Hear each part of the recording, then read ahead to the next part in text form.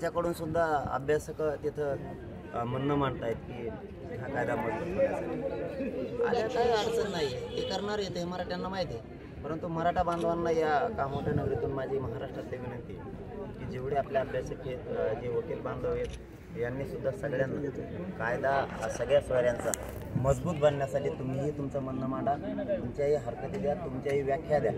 आपणही मराठा समाजानं ताकदीनं तिकडं निवेदनं सचिवांकडं सरकारकडे जाऊ द्या, ही मराठा समाजाला माझी विनंती आहे. कारण त्यांचं तर येणार आहेत, ते तर आपण काय त्यांच्याकडून आपल्या बाजूने बोलते हे असे करायची गरजच नाही. परंतु आपल्याही अभ्यासकानं सगळ्या हुशार लोकांना सावध होऊ, तिथं हरकती आपणही द्या, आपलंही म्हणणं मांडा आणि यालाच जोडू.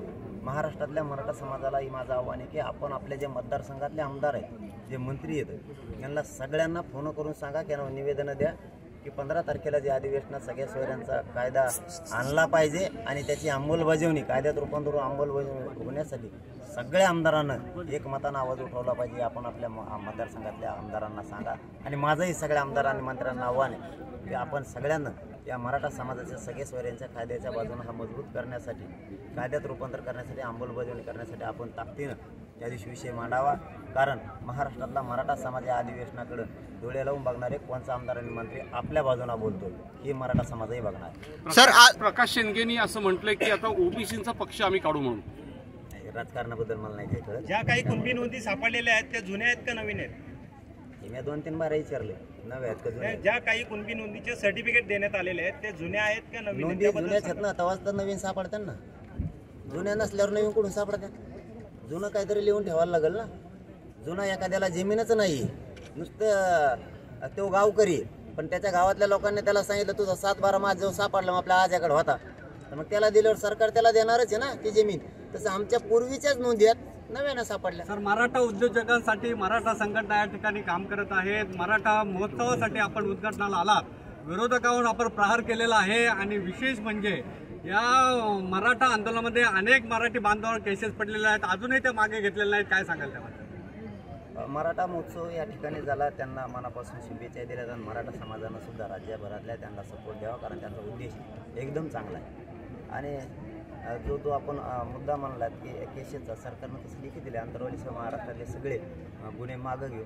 बघूया प्रक्रिया कधी सुरू करतात ना, 10 तारखेला अमरून उपोषण सुरू होते. सर, आजचं सगळं भाषण बघितलं, सगळं भुजबळांवर तुम्ही घसरलेले आहात. ते गप्प बसत नाही ना, ते नाही गप्प बसल्यावर मी काय बोला, मी बोलतच नाही त्याच्यावर. ते बाजूला कोणकडे बोलत मग मला नाही निघत, कारण मी वाटतच नाही कोणाची विनाकारण. कारण मी सगळ्या जाती धर्माला धरून चालतो. तुम्ही माझे प्रत्येक स्टेटमेंट 5 महिन्यातल्याकडून बघा, एकाही ग्रामीण भागातल्या गोरगरीब ओबीसी बांधवाला माझ्याकडून वाईट शब्द नाही, त्याला मात्र सुट्टी नाही. कारण तो गोरगरिबाचा ओबीसीचा नाही, मराठ्यांचा नाही, ते कोणाचंच नाही. सर, एक महत्त्वाचा मुद्दा तुम्ही भाषणामध्ये म्हटलं की पहिला लढा जो आपला झाला फक्त आता अंमलबजावणी बाकी आहे, तरी देखील तुम्ही खुर्चीत बसणार नाहीत म्हणून म्हटलंय. परंतु अंमलबजावणी झाल्यानंतर मी कुठल्याही खुर्चीत बसायला तयार आहे. मराठ्यांच्या विकासासाठी राजकारणातल्या खुर्चीत पण तुम्ही वेळ काढली तर जाल. अगं बाबा, तुम्ही खुर्ची नाही, आपले हे बसत नाही मी कुठं, हे त्याचा अर्थ वेगळा आहे की आपण सामान्य घरातून आलेलो आहे, सामान्य लोकांसाठी काम करायचं. श्रीमंत, मध्यमवर्गीय, सामान्य सगळ्याच मराठ्यांच्या लेकरात येतात त्याला होणार आहे. परंतु समाजानं तो रूल पाडलेला, त्यामुळं मी आणखीन खुर्चीवर बसलो नाही व्यासपीठाची. ते आता नंतर एकदा अंमलबजावणी समाजाला पूर्ण दिल्याच्या नंतर ही आमची सामाजिक खुर्ची, ती नको दादा आम्हाला. मराठा समाजाचा आरक्षणाची अंमलबजावणी आणि आपलं शरीर हे दोन्हीचा ताळमेळ आपण राखावा असं मराठा समाजाची मागणी आहे, काय सांगाल? काय त्याबद्दल मी प्रामाणिक मनानं सांगतो की खरंच शरीर साथ देत नाही, समाजाला माहिती आहे, सगळ्या डॉक्टरांना पण माहिती. तर एवढ्याच वेळेस मी मायबाप समाजाला ज्यांना मानलंय त्यांच्या शब्दाच्या पुढे मी कधीच गेलो नाही, फक्त एवढ्याच वेळेस चाललो. समाजाचा शब्द मी एवढ्याच वेळेस मोडतोय याच्यासाठी की मी पण त्यांच्याच लेकरासाठी उपोषण करतोय.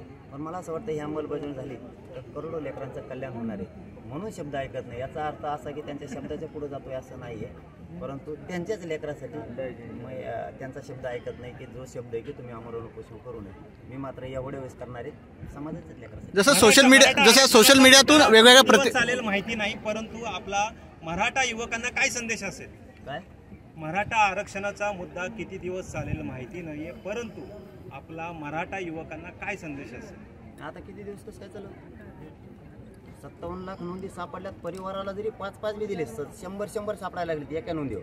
मराठा युवकांना काय संदेश? तेच सांगायलो ना, पण जर 5-5 मिळाले तरी 2 करोड मराठी आरक्षणात गेले. सगळ्या सोयऱ्यांचा कायद्याची आधी सूचना निघाली राजपत्रित, त्याचे आता कायद्यात रूपांतर होणार आहे, अंमलबजावणी होणार आहे. त्यामुळे आरक्षणाचा विषय संपणार आहे. फक्त मराठा बांधवांना एकच संदेश आहे, लेकरांना आता मराठ्यांच्या आता शिकून मोठे व्हा, अधिकारी बना, आम्हाला तुम्हाला त्या आरक्षणातून ते आता काही सरकारी नोकऱ्या वगैरे यांच्या जाहिराती सुटलेल्या आहेत.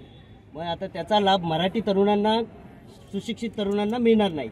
मग त्याच्यासाठी काय आपण पावले उचलणार? मी सांगितलेलं आहे पाठीमागच्या 1 महिन्यापूर्वी सरकारला की जोपर्यंत मराठ्यांना आरक्षण मिळत नाही तोपर्यंत कुठली भरती करू नका. जर केली तर जागा रिक्त ठेवा, कारण दुसऱ्याच्याही लेकराचं आमच्या वाटोळ करायची इच्छा नाही. तर त्यांनी खूप शब्द दिलेला आहे, बघूयात काय करते ते. नसतं आहेच 10 तारखेला बसलेलो. बरोबर, सोशल मीडियातून तुमच्या विरुद्ध असं लिखाण लिहिलं जातं, हे नेमकी कोण करत आहे? जसं तुम्ही म्हटलं भाषणामध्ये अनेक लोकांचे मला फोन येत आहे, मंत्र्यांचे फोन, नेमकी ती लोक कोण आहेत?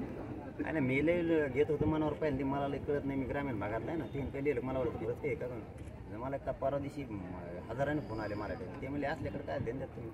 यांना उद्योगच आहे म्हणे पहिल्यापासून, हे सोशल मीडियावर लिहिणार आहेत का, यांच्याकडे ध्यान देऊ नका. आम्ही करोडो लोक तुमच्यासोबत आहेत आणि आम्ही यांना शोधलं, हे कोणाची आहेत काय आहेत. ते 4 दिवसात गप्प बसले आणि आम्ही मागं लागतो म्हणजे. भुजबळांची माणसं आहेत ते तर असणारच ना, त्यांचं तर पुढं म्हणतो आमचा विषय चाललाय. आमचे 30-40 जण आहेत, जास्त नाही तर करोडो एकीकडे, 30-40 जण एकीकडे. ते बी आत्ता म्हणायला लागलेत काय मिळालं नाही, कारण त्यांना काही सुपारी दिली असं. ते बी आता माझी त्यांना पण विनंती, एक त्यांचाच बांधव म्हणून, की तुम्ही समाज खूप वर्षानंतर एकत्र झाले, खूप कालावधीनंतर एकत्र झालेला आहे. उगाच विनाकारण गैरसमज पसरू नका.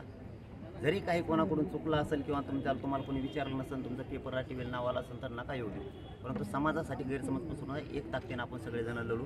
जरा डोक्यातून काढून टाका आणि समाज म्हणून एकत्र लढा. सर, पहिल्यांदाच मराठा समाज एवढा मोठा अंमलबजावणी होण्याच्या अगोदर जर त्याच्या अगोदर आचारसंहिता लागली तर त्याची अडचण निर्माण होईल आपल्या सगळ्या आंदोलनात. नाही, अगोदर आंदोलन हे नंतर आचारसंहिता. अगोदर आचारसंहिता नाहीये, अगोदर आंदोलन 5 महिन्यापासून सुरू. ते निवडणुका घेणार नाही दादा, तेच निवडणुका घेणार, कारण हा मराठ्यांचा ज्वलंत मुद्दा आहे. ते निवडणुका घेणार नाही. सरकारने भरती प्रक्रियासाठी एबीपी माझा, उघडा डोळे बघा नीट.